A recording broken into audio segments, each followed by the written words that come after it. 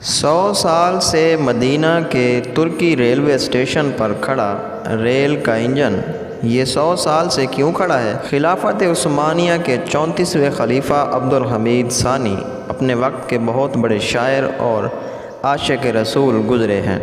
آپ کے دور خلافت میں استنبول سے مدینہ شریف جانے کے لیے ٹرین سروس شروع کی گئی۔ آج بھی وہ ریلوے لائن مدینہ شریف میں بچھی ہوئی ہے اور ترکی ریلوے اسٹیشن کے نام سے مشہور ہے۔ اس زمانے میں ٹرین کا انجن کوئلہ کا ہوا کرتا تھا۔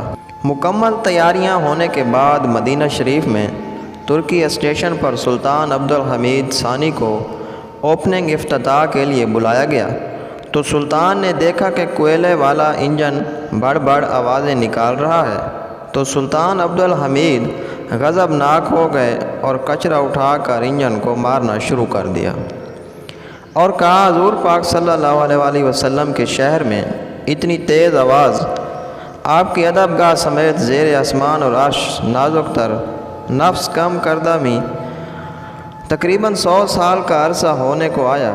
اس وقت جو انجن بند ہوا تھا وہ آج بھی ایسے ہی مدینہ شریف میں رکھا ہوا ہے، جو ترکی اسٹیشن سے مشہور ہے۔ اس قدر ادب کہ وہ انجن کی بلند آواز کو بھی شہر رسول صلی اللہ علیہ وآلہ وسلم میں پسند نہیں کرتے تھے، تو سوچو وہ اپنے محبوب سے کس قدر محبت فرماتے ہوں گے۔